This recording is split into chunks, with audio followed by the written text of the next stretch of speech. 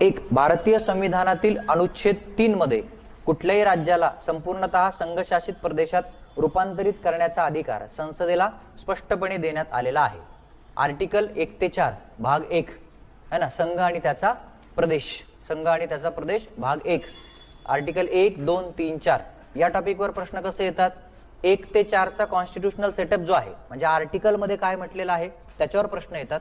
दुसरा जर आपण भाग पाहिला, घटक राज्यांचा क्रम लावा, म्हणजे तुमच्या 1 नोव्हेंबर 1956 किंवा त्याच्याही आधी 1953 चा आंध्र स्टेट पासून तर थेट आत्ताचं तेलंगणा शेवटचं राज्य जे काही तुम्ही केलं किंवा आता काश्मीर बाबतीत काही झालं असेल तर ते. त्याच्यानंतर तिसरा त्याचा एरिया आहे प्रश्न येण्याचा तो म्हणजे दार JVP फजल अली या कमिटी किंवा कमिशननी केलेले रेकमेंडेशन शिफारशी, आणि त्याच्यानंतर जर मध्ये काही राज्यांच्या बाबतीत विशिष्ट घडामोडी असतील तर त्या. या 3-4 झोन मध्ये प्रश्न येतात, अभ्यास त्याचा संपतो. जुने प्रश्न जर तुम्ही बघत नसाल तर अभ्यास कसा करायचा हे समजणार नाही.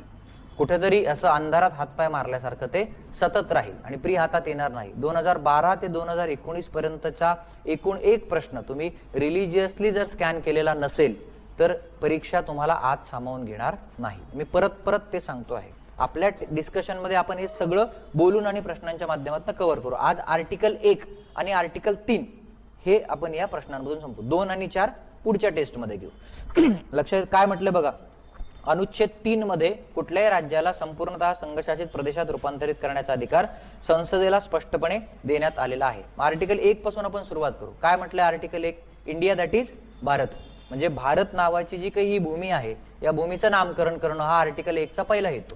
India that is Bharat. मग ते संविधान सभेमध्ये काही लोकांचं म्हणणं आहे की तुम्ही इंडिया म्हणा, काही लोकांचं म्हणणं आहे भारत ठेवा. मग ते हॅपी कॉम्प्रोमाइज आहे की नाही सुभाष कश्यप यांच्या पुस्तकात, की हा मग एक तुम्ही इंग्लिश नाव ठेवलं, एक तुम्ही इथलं लोकल जे काही आहे नाव ते ठेवलं. दुसरं काय आहे, shall be union of states. काय असेल ते युनियन असेल, फेडरेशन नसेल. जर ट्रान्सलेशन जे असेल ते युनियन आहे, फेडरेशन नाही. म्हणजे तुम्ही पहिल्या भागामध्ये नाव काय आहे ते सांगितलं आणि दुसऱ्या वाक्यामध्ये काय सांगितलं, टाईप ऑफ पॉलिटी, इथली राज्य व्यवस्था कशी असेल. मग युनियन आहे आणि फेडरेशन नाही. संविधान कसं आहे तुमचं, फेडरल आहे, आणि तुम्ही नामकरण काय करताना काय केलं, वर्णन करताना काय केलं, युनियन आहे. फेडरल असं म्हणताना फेडरेशनचा अर्थ काय होतो, ऍग्रीमेंट. फेडरेशनचा अर्थ काय होतो, एक प्रकारचा ऍग्रीमेंट. म्हणजे भारत हा देश, ही जी काही घटक राज्य आज तुमच्याकडे आहेत या घटक राज्यांनी आपापसामध्ये ठरवून एक करार करून भारत नावाचं राष्ट्र बनवलेलं नाही.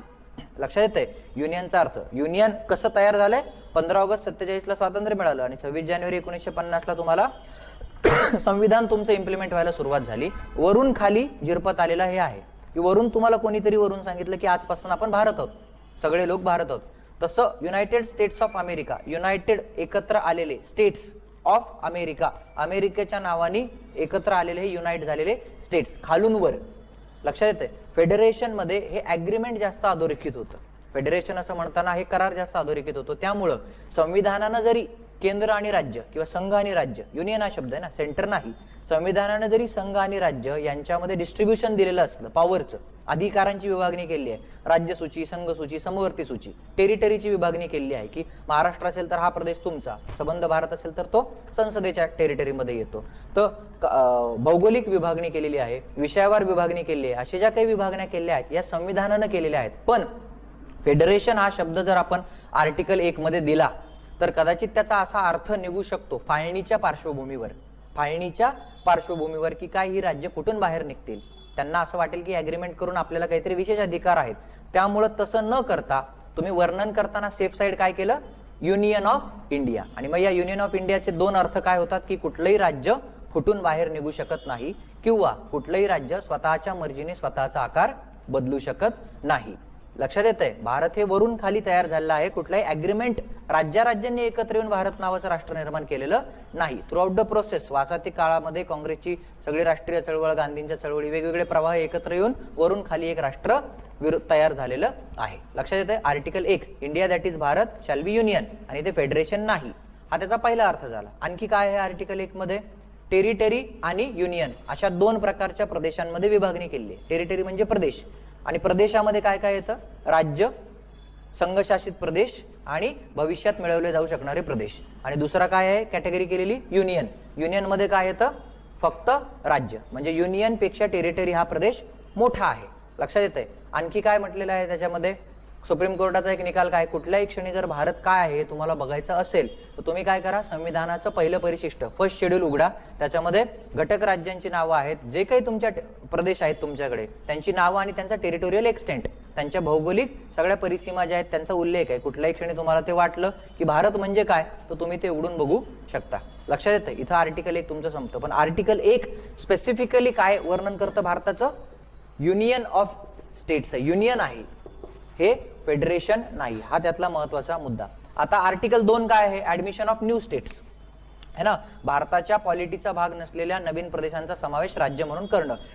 याच्यावर आपण पुढच्या टेस्टमध्ये डिटेल बोलू. आज आपण आर्टिकल 3 ला जम्प करू. आर्टिकल 3 काय आहे, काय इंटरनल काय तुम्ही रिऑर्गनाइज करू शकता, त्याच्यामध्ये मुद्दे येतात की भारतामध्ये काय आहे, संसदेला नवीन राज्य निर्माण करण्याचा अधिकार आहे, फॉर्मेशन ऑफ न्यू स्टेट. मग ते न्यू स्टेट तुम्ही कसं तयार करू शकता, एका राज्यापासून एखादा तुकडा वेगळा केला है ना, एका राज्याची 2 राज्य केली किंवा 2 राज्यांचे वेगवेगळे तुकडे एकत्र घेऊन एक राज्य केलं, व्हेरियस परम्युटेशन्स अँड कॉम्बिनेशन्स. अशा पद्धतीने तुम्ही नवीन राज्य तयार करू शकता किंवा राज्यांची नावं बदलू शकता किंवा राज्यांच्या सीमा बदलू शकता किंवा तुम्ही एखाद्या राज्याला डिमिनिश करू शकता, त्याला एका राज्याला न ठेवून 2-3 राज्यांमध्ये कन्वर्ट करू शकता, मूळ अस्तित्व राहणार नाही है ना. Destructible, indestructible union of destructible states म्हणजे खंडित होऊ शकणाऱ्या राज्यांचा अखंड असा समूह, अखंड असं राज्य राष्ट्र. आणि अमेरिका काय, indestructible union of indestructible state म्हणजे राज्यही खंडित होऊ शकत नाही आणि राष्ट्रही नाही. इथे राष्ट्र अखंड राहतं पण राज्य मात्र खंडित होऊ शकतात. आतल्या आत तुम्ही किती परम्युटेशन कॉम्बिनेशन करू शकता. हे झालं आर्टिकल 3. मग प्रश्न असा उरतो की या आर्टिकल 3 मध्ये फॉर्मेशन ऑफ न्यू स्टेट, घटक राज्यांची निर्मिती करण्याकरता, नवीन घटक राज्यांची निर्मिती करण्याकरता संसदेला अधिकार दिले आहेत. मग संसद हा अधिकार कसा वापरते, साधं विधेयक संसद आणते. हे असं विधेयक आणण्याकरता राष्ट्रपतींनी ज्या राज्यांच्या संरचनेमध्ये तुम्हाला बदल अपेक्षित आहे, बरोबर, नावांमध्ये, सीमांमध्ये किंवा भूमीमध्ये, त्या राज्याच्या विधिमंडळाला राष्ट्रपतींनी त्यांचं मत विचारलं पाहिजे आणि ते मत त्यांनी किती काळात द्यावं हे कोण ठरवतील, राष्ट्रपती ठरवतील. मग ते तो टाइम वाढवून देतील त्यांना किंवा जो काही टाइम तो ठरवतील त्याच्यामध्ये त्यांनी ते देणं अपेक्षित आहे. त्यांनी दिलेलं मत संसदेवर बंधनकारक नसतं, संसद स्वतःचा निर्णय घेऊ शकते. म्हणजे काय, भारतातल्या कुठल्याही राज्याला परपेच्युअल एक्झिस्टन्सची, निरंतर अस्तित्वाची खात्री नसणं, संसद त्याला कधीही कन्वर्ट करू शकते. हा झाला आर्टिकल 3. आणि आर्टिकल 4 काय येतं, मग आर्टिकल 4 काय येतं, आर्टिकल 2 आणि 3 नुसार जे काही बदल होतात त्याला तुम्ही घटना दुरुस्ती म्हणत नाही, कारण भाग 20 आर्टिकल 368 मध्ये जी प्रोसेस केलेली आहे त्याला जर तुम्ही पायी राहून काम केलं तर त्याला आपण घटना दुरुस्ती म्हणतो. हे सामान्य विधेयकाप्रमाणे काम होतं. आणि पुढे त्याच्यात काय म्हटलं की पण तुम्हाला जर तुमची टेरिटरी आर्टिकल 4 मध्ये परकीय राष्ट्राला द्यायची असेल तर मात्र तुम्हाला घटना दुरुस्ती करावी लागेल, बेरोबरी युनियन खटला 1960. आणि त्याच्यानंतर काय, जर तुम्हाला बाउंड्री सेटलमेंट करायची असेल, 2 राष्ट्रांमध्ये सीमांबाबत जे विवाद असतील ते जागेवर सेटल करायचे असतील तर तिथे मात्र घटना दुरुस्ती लागणार नाही. त्याच्यासाठी मात्र तुम्हाला काय लागेल, एक्झिक्युटिव्ह लेवलवर, कार्यकारी मंडळाच्या पातळीवर तुम्ही ते करू शकाल. हे झालं आर्टिकल 1, 3 आणि 4. हे एमपीएससी साठी इनफ आहे, मोर दॅन सफिशियंट. आता याच्यापेक्षा वेगळं काय इकडे लिहिलंय ते आपण बोलू. म्हणजे हे एमपीएससी ला इनफ आहे, हे खूप झालं. म्हणजे एवढ्या याच्यातच प्रश्न फिरतो, राष्ट्रपती किती टाइम लिमिट देतात, किती तो कन्फर्म केलेला आहे का घटक राज्यांच्या विधिमंडळांना विचारण्याचा वगैरे, तो प्रश्न येऊन गेलेला आहे. इथं ते संपून जातात. आता काय वाक्य लिहिलेत बघा. अनुच्छेद 3 मध्ये कुठल्याही राज्याला संपूर्णतः संघशासित प्रदेशात रूपांतरित करण्याचा अधिकार संसदेला स्पष्टपणे, एक्सप्लिसिटली देण्यात आलेला आहे. एक्सप्लिसिटली देण्यात आलेलं आहे, स्पष्टपणे असं म्हणण्यामागचं कारण काय, तुमचे फंडे क्लिअर करणं हा हेतू आहे. फंडे क्लिअर करणं हा टेस्ट सिरीजचा येतो. जी माहिती एमपीएससीला येते ती मी पुढच्या सुरुवातीच्या 5 मिनिटात सांगून टाकली. फंडा क्लिअर झाला पाहिजे म्हणजे ते पुढे आठवायला सोपं जातं. स्पष्टपणे देण्यात आले म्हणजेच काय, महाराष्ट्र आहे, या महाराष्ट्राचं सडनली आर्टिकल 3 नुसार फॉर्मेशन ऑफ न्यू स्टेट म्हटले की नाही, की सडनली महाराष्ट्र नावाची युनियन टेरिटरी तयार करून टाकायची उद्या, असं आर्टिकल 3 मध्ये लिहिलंय असं हे वाक्य सांगतं. असं आहे का, नाही. तुम्ही जर असं म्हटलं की एखाद्या, असं आर्टिकल 3 मध्ये कुठेही म्हटलं नाही, म्हणजे ABCD formation of new states by uniting territories वगैरे असं ते जे येतं त्याच्यामध्ये, ते तुम्ही डिमिनिश करू शकता, एरिया, नावं बदलू शकता, सीमा बदलू शकता. हे जे काही त्याच्यामध्ये लिहिलेलं आहे ह्याचा अर्थ कसा आहे, पॉझिटिव्ह आहे, सकारात्मक आहे. म्हणजे तुम्हाला नवीन राज्य निर्माण करायची असतील तर ही तोडफोड करण्याचे अधिकार संसदेला दिलेले आहेत. आता हे वाक्य काय सांगतंय की आर्टिकल 3 तुम्हाला कुठल्याही राज्याला स्पष्टपणे संघशासित प्रदेशामध्ये कन्वर्ट करण्याचा अधिकार देतं. संघशासित प्रदेशामध्ये म्हणजे याचा अर्थ काय सुरुवातीला जे आपण बोललो की एक प्रकारचं फेडरल प्रिन्सिपल आपल्याकडे आहे, संघराज्यात्मक शासन प्रणाली आहे. संघराज्यात्मक शासन प्रणाली ही केशवानंद भारती नंतर काय म्हटलंय बेसिक स्ट्रक्चरचा भाग आहे ना, पायाभूत संरचना मूलभूत संरचनेचा भाग आहे. मूलभूत संरचना म्हणजे काय, असं संविधानाचं वैशिष्ट्य की जे तुम्ही घटना दुरुस्ती करून बदलू शकत नाही. फेडरल जे काही तुमचं असणं म्हणजे घटक राज्य आणि केंद्र शासन या दोघांमधल्या अधिकारांचं वाटप जे काही आहे किंवा राज्य इथं असणं, भारत हा युनियन ऑफ इंडिया असणं, लक्षात येतंय. संबंध तुमच्या काय 28-29 राज्यांचे तुम्ही वन डे तुम्ही युनियन टेरिटरी करून टाकली, असं होईल का? मग तुमच्या लिस्टला काही अर्थ राहणार नाही. State list, union list, concurrent लिस्टला अर्थ राहणार नाही, टेरिटरीला काही अर्थ राहणार नाही.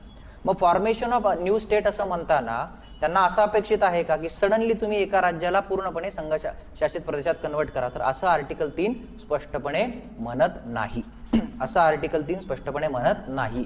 Formation of new state. बरं, मग पुढे त्याच्यात असं पण म्हटलेलं आहे, जर आपण बारकाईने वाचलं की न्यू स्टेट किंवा जिथं जिथं आर्टिकल 3 मध्ये स्टेट हा शब्द आहे त्याला तुम्ही युनियन टेरिटरी असं पण वाचू शकता. म्हणजे formation of a new state or formation of new union territory. मग त्याचा अर्थ असा होतो का, असं कन्फ्युजन होऊ शकतं की मग राज्यांना युनियन टेरिटरीमध्ये कन्वर्ट करण्याचा असं दिलाय का? तर तसा देखील तो नाही, कारण आर्टिकल 1 मध्ये येतं. आर्टिकल 1 आणि आर्टिकल 3 आपल्याला जोडून वाचायला पाहिजे. आर्टिकल 1 जर तुम्हाला युनियन म्हणत असेल, आर्टिकल 1 जर तुमचं हे स्वीकारत असेल की तुम्ही युनियन आहात, तर तुम्ही आर्टिकल 3 मधून असा अर्थ काढू शकत नाही. लक्षात येतंय? अशी युनियन टेरिटरी तुम्ही करू शकत नाही. ते फेडरल प्रिन्सिपलचा त्याला तो आघात होईल. मग आता मुद्दा असा येतो, काश्मीरचा इश्यू येतो. मग असं कसं काय लडाख आणि तुम्ही जम्मू काश्मीरची युनियन टेरिटरी करून टाकली? मुद्दा काय आहे की जर आपण म्हणजे एक उदाहरण मी मागेही बोललो की समजा आपण संविधानाला भारताचं बायबल असं म्हटलं, बायबल म्हणजे fundamental law of the land या अर्थाने म्हटलं, तर बायबल असणं त्या बायबल असण्यात नसतं, त्या बायबलच्या इंटरप्रिटेशनमध्ये असतं. लक्षात येतं मला काय म्हणायचं आहे? म्हणजे तुम्ही ज्या पुस्तकाला प्रमाण मानता त्या पुस्तकाचा अर्थ तुम्ही कसा लावत असता त्याच्यावरून त्याचं बायबल असणं ठरतं. म्हणजे कॉन्स्टिट्यूशन हे फंडामेंटल लॉ आहे, सगळ्यांनी कॉन्स्टिट्यूशन मानायचं, पण ज्या टेक्स्टचे ज्या संहितेचे वेगवेगळे अर्थ निघतात आणि वेगवेगळी माणसं ज्याचा वेगवेगळा निर्णय लावू शकतात तसं ते पुस्तक आहे. लक्षात येतंय? मग काश्मीरच्या बाबतीत काय आहे? समजा आपण नुसतं आता जे चालू आहे त्याच्यावर बोललो की टेम्पररी प्रोव्हिजन आहेत 370 मधले असं लिहिलंय, आणि एक नंतर आपण ते घेऊया स्पेशल स्टेटसमध्ये की टेम्पररी होत्या, तात्पुरत्या तरतुदी होत्या काश्मीरच्या बाबतीत. आणि काश्मीरच्या कॉन्स्टिट्युएंट असेंब्लीला, काश्मीरच्या घटना सभेला, संविधान सभेला त्या नष्ट करण्याचा अधिकार दिला होता. पण काश्मीरची कॉन्स्टिट्युएंट असेंब्ली तर कधीच संपलेली आहे. त्यामुळे मग टेक्निकली जर पाहिलं तर काही घटना जाणणारे एक्सपर्ट असं म्हणतात की जर काश्मीरची कॉन्स्टिट्युएंट असेंब्लीच आता राहिलेली नाही तर मग याचा अर्थ ती टेम्पररी प्रोव्हिजन कधी नष्ट होऊ शकणारी नाही. लक्षात येतंय? सुभाष कश्यप यांच्यासारखे कॉन्स्टिट्यूशनचे एक्सपर्ट काय सांगतात आत्ता केंद्र सरकारच्या निर्णयावर? ते म्हणतात की तिकडे राष्ट्रपती राजवट लावली होती, बरोबर आहे. राष्ट्रपती राजवटीमध्ये संसद राज्य विधिमंडळाचे बरेचसे अधिकार टेक ओव्हर करत आहे ना, कायदे निर्माण करण्याचे, बजेटचे वगैरे, स्टेट लिस्टचे वगैरे. मग तुम्ही त्या अर्थानं भारताची संसद काय करते? काश्मीरच्या विधिमंडळाचे सगळे अधिकार ॲझ्युम करते. त्यामुळे ज्या गोष्टीसाठी काश्मीरच्या विधिमंडळानं परवानगी द्यायची होती त्या गोष्टीची परवानगी संसदेने स्वतःला देऊन टाकली. लक्षात येत आहे? हे सुभाष कश्यप भारतातले महत्वाचे कॉन्स्टिट्युशनल एक्सपर्ट आहे. ते म्हणतात की हा निर्णय जो आहे तो व्हायबल आहे, तो टिकून राहील, तिकडे तो टिकून राहील. PDT आचार्य नावाचे दुसरे कॉन्स्टिट्यूशनचे एक्सपर्ट आहेत आणि हे दोन्ही माणसं लोकसभेचे महासचिव होते. इंटरेस्टिंगली हे दोन्ही माणसं ऑथॉरिटी आहेत, सेक्रेटरी जनरल ऑफ लोकसभा. मोठा काळ ही दोन्ही माणसं सेक्रेटरी जनरल राहिले. PDT आचार्य म्हणतात असं होत नाही. तुम्ही जर असं तिकडे लिहिलेलं असेल की विधिमंडळांना विचारायला लागेल तर तुम्ही संसदेने विधिमंडळाचं काम ॲझ्युम करून तसं करू शकत नाही. बरं, कॉन्स्टिट्यूशन मध्ये लिहिलेलं आहे की संसद जे आहे राष्ट्रपती राजवट लागू असताना विधिमंडळाचे अधिकार एन्जॉय करते. विधिमंडळाचे अधिकार नॉर्मल काय असतात? कायदे करणे आणि बजेट वगैरे करणे. करेक्ट आहे. विधिमंडळाचा हा अधिकार नाही आहे की तुम्हाला राष्ट्रपतींनी विचारलं की तुमच्या स्टेटचं काय करावं, हे तुम्हाला विचारल्यावर दिलं गेलेलं ओपिनियन आहे. It is not authority. आणि 356 नुसार तुम्ही काय टेक ओव्हर करत आहात? ऑथॉरिटी. त्यामुळे टेक्निकली तुम्हाला ऑथॉरिटी तशी देता येत नाही, ते विधिमंडळालाच विचारायला पाहिजे असं ते म्हणतात. म्हणजे तुमच्या गंमत लक्षात आली का? प्रोव्हिजन तीच आहे, पण भारतातले दोन नमुना दाखल कॉन्स्टिट्यूशनल एक्सपर्ट एकमेकांना कंप्लीट विरोधी स्टेटमेंट देतात. आणि मग आपण ऍस्पायरंट म्हणून काय ऐकायचं? तर आपल्याला याच्यात पडायचं कारण नाही. आपण रिझल्ट ओरिएंटेड, मार्क पाहिजे. मार्क एवढेच आहेत की काश्मीरने किती 2 केल्या टेरिटरी, कुणाला असेंब्ली आहे कुणाला नाही, आपण एवढे हात जात नाही. फक्त ते माहिती असावं या विधानाचा अर्थ आणि लगेच काश्मीरच्या डोक्यात येणारा मुद्दा, म्हणून मी ते सांगितलं. नेशन असतं, राष्ट्र असतं, राज्य असतं, राज्यसंस्था असते. संविधान सगळ्यांसाठीच बायबल आहे. स्टेटचं नेचर बदललं की त्या बायबलचं इंटरप्रिटेशन पण त्या लोकांच्या इन्क्लिनेशन नुसार बदलत जातं. हाच त्याच्यातला महत्वाचा मुद्दा आहे. लक्षात येतं मी काय म्हणतो. त्यामुळे ते येतं की युनियन ऑफ इंडिया असं म्हटल्यानंतर, फेडरल प्रिन्सिपल हे बेसिक स्ट्रक्चर असं म्हटल्यानंतर, तुम्ही उद्या उठून 28 राज्यांचं युनियन टेरिटरी करून टाकली आणि मग ते सगळे सेंट्रल होम मिनिस्ट्रीच्या त्या नॉडल एजन्सीच्या अंडर आले, असं होऊ शकतं का? असं होणार नाही. आत्ता तर केलंय, मग तोच मुद्दा आहे की ते न्यायालयात टिकेल किंवा टिकणार नाही. तो आपला सिव्हिल सर्व्हिसेसचे ऍस्पिरंट म्हणून हेतू नाही, आपल्याला फक्त त्या फंड्याला समजून घेण्यात इंटरेस्ट आहे. बऱ्याचदा आपण काय करतो की आपली ऍस्पिरंट म्हणून भूमिका ही असते की एखादं पुस्तक प्रमाण मानून आपल्याला मॅथमॅटिकल पद्धतीने याच्यात असं लिहिलंय का, मग हे असं कसं झालं, आपण त्याच्यातल्या क्रिएटिव्हिटीला, आपण त्याच्यातल्या मल्टिपल अर्थांना समजून घेण्याचा प्रयत्न करत नाही. त्यामुळे मग आपलं कन्फ्युजन कायम जिवंत राहतं. जर आपण हे एकदा समजून घेतलं की ह्या सगळ्या प्रोव्हिजन या उघड्या तोंडाच्या आहेत. उघड्या तोंडाच्या असणं म्हणजे काय, जशा पद्धतीने ज्याला जे सामावून घेता येईल तशा पद्धतीने ते सामावून घेत आहे. त्यामुळं मग तो प्रॉब्लेम होतो की फॉर्मेशन ऑफ न्यू स्टेट, संसदेला नवीन राज्य निर्माण करण्याचा अधिकार आहे. आणि नंतर काय येतं की साधारणतः 18वी घटना दुरुस्ती 1966 काय म्हणते की जिथं जिथं आर्टिकल 3 मध्ये स्टेट आहे तिथं तिथं तुम्ही पर्यायी युनियन टेरिटरी असा शब्द पण वापरू शकता. आता माझा सांगण्याचा मुद्दा काय आहे की मग समजा आर्टिकल 3 मध्ये का लिहिलं होतं असं की संसदेला राज्य निर्माण करण्याचा अधिकार आहे वेगवेगळ्या प्रकारचे परमिटेशन कॉम्बिनेशन करून, तर संसदेला ज्या अर्थाने हा अधिकार दिला होता कारण तुम्हाला लिंग्विस्टिक बेसिसवरची स्टेट फॉर्म करायची होती. स्वातंत्र्य मिळाल्यानंतर वेगवेगळे प्रश्न तुमच्या समोर होते. तुम्हाला राष्ट्राचं ऐक्य टिकवायचं होतं, समानता ॲफिनिटी असलेल्या लोकांची घटक राज्य तयार करायची होती. आणि मग हे करत असताना संसदेला ती इझिली करता यावीत म्हणून एका सकारात्मक गोष्टीसाठीची पॉवर ती दिली होती. ती नकारात्मक गोष्टीसाठी वापरणं होईल ना, 28 राज्यांचे युनियन टेरिटरी करणं हे कसं झालं, निगेटिव्ह झालं. आणि त्यांना वेगवेगळ्या राज्यांमध्ये जसं लोकांना पाहिजे, म्हणजे उद्या विदर्भ हवं असेल तर विदर्भ, मराठवाडा हवा असेल तर, मी ते सजेस्ट करत नाही, मी उदाहरण देतो आहे, मी मास्तर आहे, ओके. त्याचं म्हणजे ते तसं काय करू नका, मी उदाहरण तुमच्या माहितीतलं असेल म्हणून सांगतो की समजा विदर्भ असं धरलं, जसं तेलंगणा झालं आंध्रचं, तर या लोकांना भारत नावाच्या एका टायटल खाली अखंड या राष्ट्रामध्ये एकत्र नांदण्याकरता इंटरनली सॅटिस्फाय करत राहण्यासाठी संसदेला दिलेला एक सकारात्मक अधिकार म्हणजे आर्टिकल 3 आहे. उद्या तुम्ही त्याला युनियन टेरिटरीमध्ये कन्वर्ट करून टाकलं आणि सगळे पॉवर स्वतःकडे घेतली तर ती पॉवर कशी यूज केल्यासारखी होईल, नकारात्मक पद्धतीने यूज केल्यासारखी होईल. त्यामुळे त्या गोष्टीला तुम्ही सकारात्मक पद्धतीने बघता की नकारात्मक पद्धतीने, यावरून त्या आर्टिकल 3चा अर्थ येतो. त्यामुळे पहिलं विधान जे आहे ते इनकरेक्ट आहे, ते चुकीचं आहे. आपल्याला परीक्षेसाठीचा झोन फक्त तेवढाच आहे. Article 1 India that is Bharat, union आहे, कुठले राज्य स्वतःच्या मर्जीने स्वतःचा आकार बदलू शकत नाही, फुटून बाहेर निघू शकत नाही, राज्यांची निर्मिती वरून खाली अशी झाली आहे, अमेरिकेप्रमाणे खालून वर झालेली नाही. टेरिटरीमध्ये राज्य, केंद्रशासित प्रदेश आणि भविष्यात मिळवले जाऊ शकणारे प्रदेश येतात. युनियनमध्ये केवळ राज्य येतात आणि पहिल्या परिशिष्टात जी नोंद असेल त्यानुसार भारताची भूमी असते.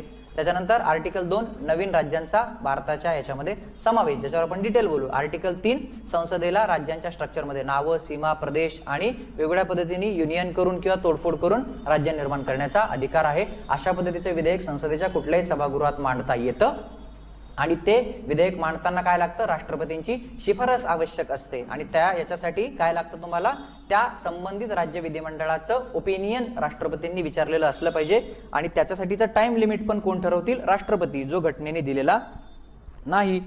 आणि त्या ते जे ओपिनियन येतं राज्य विधिमंडळांचं ते ऐकणं संसदेवर बंधनकारक नाही. आर्टिकल 4 सांगतं 2 आणि 3 नुसार जे बदल होतील त्याला घटना दुरुस्ती म्हणत नाही, ते सिंपल मेजॉरिटीने केलं जातं. तुम्हाला जर प्रदेश तोडून द्यायचा असेल परकीय राष्ट्राला तर मात्र तुम्हाला घटना दुरुस्ती लागेल. उदाहरणार्थ land boundary agreement between India and Bangladesh, Bharat Bangladesh आहे ना हा जो आहे. आणि जर तुम्हाला सीमांमध्ये नॉर्मल काही फेरफार करायचा असेल तर ते मात्र तुम्हाला याच्यात जातील, कशामध्ये, कार्यकारी मंडळाला अधिकार जातील. या अर्थाने ते पहिलं वाक्य येतं. सेकंड, एखाद्या घटक राज्यांच्या सीमा नाविकीय प्रदेशामध्ये बदल करण्यासाठी संसदेत विधेयक मांडण्याआधी राष्ट्रपतींच्या मार्फत संबंधित घटक राज्यांच्या विधिमंडळांचा अभिप्राय घेण्याबाबतची तरतूद मूळ संविधानातील अनुच्छेद 3 मध्ये समाविष्ट करण्यात आली होती. मूळ संविधानात काय लिहिलं होतं ना ते मी थोडंसं सांगतो. हे मुद्दाम ट्रिकी केलेलं आहे हे मुद्दाम विधान ट्रिकी केलेलं आहे. कोणतरी मला असं म्हणलं की सर हे तर असं होतच की, वाक्याचा अर्थ काय, मुद्दाम असे शब्द फिरवून फंडा कळावा म्हणून डिझाईन केलेलं वाक्य आहे. फंडा कळावा की तुमच्या लक्षात हे राहावं, राष्ट्रपतींनी विचारायला पाहिजे आणि विधिमंडळांनी सांगायला पाहिजे आणि मत सांगण्यासाठी कालखंड राष्ट्रपतींनी ठरवायला पाहिजे. पुढची चर्चा इंटरेस्टिंग याच्यासाठी की आधीचं मग जास्त चांगलं लक्षात राहतं. मूळ संविधानात काय लिहिलं होतं, पार्ट ए आणि पार्ट बी है ना, पार्ट ए आणि पार्ट बी स्टेट्स होते. त्या part A part B states मध्ये नावं सीमा प्रदेश बदलण्याकरता संसदेने ते विधेयक सभागृहात आणण्याकरता काय करावं, त्या राज्यांच्या विधिमंडळांचा जो व्ह्यू आहे, जो शब्द मी सांगतोय, जो व्ह्यू आहे तो समजून घ्यायला हवा. आणि हा व्ह्यू समजून घेणं कोण करेल, तर कॉन्स्टिट्यूशनच्या मूळ संविधानात वापरलेला शब्द आहे असर्टन्ड बाय प्रेसिडेंट. असर्टन्ड म्हणजे make sure, make sure. Ascertain म्हणजे त्या संबंधित राज्य विधिमंडळाच्या स्ट्रक्चरमध्ये बदल करताना त्या राज्यांचा जो व्ह्यू आहे, VIEW, जे मत आहे, जो दृष्टिकोन आहे, तो कोण असर्टन करेल, तो त्यांनी दिला पाहिजे. अनलेस तो व्ह्यू येत नाही तोपर्यंत तुम्ही ते विधेयक संसदेच्या सभागृहात मांडू शकत नाही. हे झालं ओरिजिनल कॉन्स्टिट्यूशन. पार्ट ए आणि पार्ट बी मधले state. Part C part D घेतलं नव्हतं कारण प्रिन्सली स्टेटचा प्रॉब्लेम होता, ते नंतर सगळं आलं. तर ascertained by president, ascertained by president म्हणजे शाब्दिक अर्थ काय, राष्ट्रपती, president will make sure that the view has been taken. राष्ट्रपती मेक शुअर करतील की तो व्ह्यू येतोय की नाही. 5व्या घटना दुरुस्तीने काय केलं, हे वर्डिंग बदललं. 5व्या घटना दुरुस्ती 1955 काय केलं, हे वर्डिंग बदललं. आणि तिथं काय लिहिलं की जेव्हा तुम्हाला सीमा, नावं, प्रदेश बदलण्याच्या साठी विधेयक मांडायचं असेल तर राष्ट्रपतींची शिफारस तर आहेच आहे, पण तुम्ही काय म्हणतोय त्याला की तसे विधेयक आणण्याआधी त्या घटक राज्यांच्या विधिमंडळांचं जे ओपिनियन आहे, जे मत आहे, ते राष्ट्रपतींनी विशिष्ट कालावधीमध्ये विचारावं आणि राष्ट्रपतींच्या मार्फत ते यावं. जे ओपिनियन आहे, that bill should be referred to those state legislatures for the expression of their view. म्हणजे त्यांचं जे काही मत आहे त्याच्या अभिव्यक्तीसाठी ते बिल कोणी रेफर करावं, राष्ट्रपतींनी त्या घटक राज्यांच्या विधिमंडळांना रेफर करावं. म्हणजे 3-4 नवीन शब्द येतात इकडे. फक्त काय, व्ह्यू असर्टन्ड बाय प्रेसिडेंट असा होता. आणि 5व्या घटना दुरुस्तीने काय केलं, that bill should be referred by the president to those state legislature for expressing their views. त्यांच्या मताचं अभिव्यक्त होण्याकरता, त्यांचं मत घेण्याकरता राष्ट्रपतींनी ते विधेयक त्या संबंधित राज्य विधिमंडळांना रेफर करायला पाहिजे. मी फक्त ते मराठीकरण केलंय. एखाद्या घटक राज्यांच्या सीमा, नावे किंवा प्रदेशामध्ये बदल करण्यासाठी संसदेत विधेयक मांडण्याआधी राष्ट्रपतींच्या मार्फत संबंधित घटक राज्यांचा विधिमंडळांचा अभिप्राय, expression of their view that should be referred by the president. आणि मूळ संविधानात शब्द काय आहे, फक्त ascertained. President should make sure that the view जो आहे तो आलेला आहे. लक्षात येते, फक्त शब्दांचं खेळ. मला सांगायचं फक्त एवढंच होतं की 5वी घटना दुरुस्ती 1955 सांगायची होती. या 5व्या घटना दुरुस्तीने आणखी काय ऍड केलं की राष्ट्रपतींना कन्फर्मली सांगितलंय, 5th constitutional amendment act 1955 empowered the president, empowered the president की तुम्ही ते बिल स्वतःहून रेफर करा आणि त्या बिलाला रेफर करून त्यांचं मत घेण्याकरता जो टाइम असेल तो टाइम तुम्ही ठरवा. मग तो टाइम भला एक्सपायर झाला तरी पण ते तुम्हाला घ्यायचं की नाही ते तुम्ही ठरवा. लक्षात येतं, म्हणजे टाइम अलोकेट करणं हा 5व्या घटना दुरुस्तीचा प्रमुख उद्देश होता. आणि प्रेसिडेंटला क्लिअर कट असं म्हणणं की you should refer the bill to those state legislature for the expression of their opinion. लक्षात येते, ऑफ द व्ह्यू. या अर्थाने मी तो समजून सांगावा म्हणून केलेलं आहे. पहिल्या याच्यामध्ये असा शब्द थोडासा मोघम आहे, असर्टन्ड बाय प्रेसिडेंट, की त्यांचा व्ह्यू येतोय की नाही हे कोणी मेक शुअर करावं, राष्ट्रपतींनी करावं. आणि 5व्या घटना दुरुस्तीमध्ये ते वर्डिंग प्रॉपर त्यांनी केले की राष्ट्रपतींनी ते रेफर करावं त्यांचं व्ह्यू येण्याकरता. हा त्याचा अर्थ. हे मला सांगायचं होतं म्हणून मी त्या वाक्याची रचना तशी केली. इथे जर मी एखादा असा शब्द टाकला असताना की राष्ट्रपतींच्या मार्फत संबंधित घटक राज्यांच्या विधिमंडळाचा अभिप्राय विशिष्ट कालावधीत, तर ते वाक्य एकदमच जागेवर तुम्हाला चूक करता आलं असतं. हेही चूक आहे, पण तिथं मग तो टाइम हा शब्द टाकल्यामुळं कन्फर्म चूक करता आलं असतं. इथं फक्त तो कन्फ्युजन होऊ शकतं की असर्टन, मी मुद्दाम ते असं मराठीकरण करून टाकलंय की राष्ट्रपतींच्या मार्फत संबंधित घटक राज्यांच्या विधिमंडळांचा अभिप्राय. President should refer the bill to state legislature for the expression of their view in certain time period. लक्षात येतंय? म्हणून ते केलेलं आहे. फंडा लक्षात आला. हे 5व्या घटना दुरुस्तीने टायमिंग नावाची गोष्ट टाकलेली आहे. समजतंय? पुढचं वाक्य पार्ट ए पार्ट बी. लक्षात येते? पार्ट ए आणि पार्ट बी साठी होतं ते. नंतर मग सगळ्या घटक राज्यांसाठी कधी केलं ते? पार्ट ए पार्ट बी कधी काढलं? 7वी घटना दुरुस्ती 1956. पार्ट ए पार्ट बी हा शब्द काढून स्टेट्स साठी कधी केलं? 7वी घटना दुरुस्तीने ते केलेलं आहे.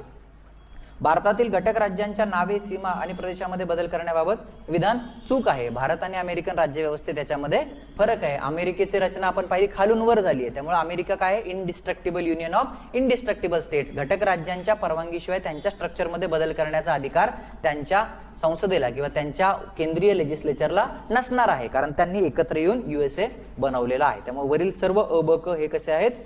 चुकीचे आहेत. गंमत लक्षात येते कॉन्स्टिट्यूशनची. इंटरप्रिटेशनचा खेळ आहे. इंटरप्रिटेशनचा खेळ आहे. जम्मू काश्मीर बाबत काय आहे की लोक काही म्हणतात की बरोबर चाललंय, सुभाष कश्यप मध्ये हे टिकणार आहे न्यायालयात, PDT आचार्य म्हणतात हे टिकूच शकत नाही, असं होऊच शकत नाही. तुम्ही कसं काय राज्य विधिमंडळांना परवानगी न घेता? ते म्हणतात संसदेने अजून केलंय ना. आता संसदेने अजून संसदच आहे. म्हणजे थोडक्यात काय, तुम्ही कुठल्या बाजूने झुकलेले आहात याच्यावर पण तुम्ही कॉन्स्टिट्यूशनचा अर्थ लावत आहात. म्हणजे तुमच्या निर्णयाला दुजोरा द्यायचा आहे की तुमच्या निर्णयाला विरोध करायचा आहे, याच्यानुसार तुम्ही टेक्स्ट जे आहे ते तुमच्या पद्धतीने वळवत आहात. कारण प्रेसिडेंट रूल लावला, राष्ट्रपती राजवट लावून घेतली 356 नुसार की संसद पॉवरफुल झाली, मग संसदच म्हणायची की संसदच राज्य विधिमंडळ आहे. मग जर असं जर तुम्ही केलं तर ते फेडरल प्रिन्सिपलचा भंग होतो की नाही? संसदच जर राज्य विधिमंडळ आहे तर मग तुम्ही असं पण करू शकता की 356 लावा एखाद्या राज्यात, संसदेने अधिकार अज्युम करा आणि मग म्हणा राष्ट्रपतींनी त्या विधिमंडळाला विचारलं करून टाका युनियन टेरिटरी, संसदच परवानगी देऊन टाकेल. एका अर्थानं ती दोन सेपरेट एंटिटी होतच नाहीत.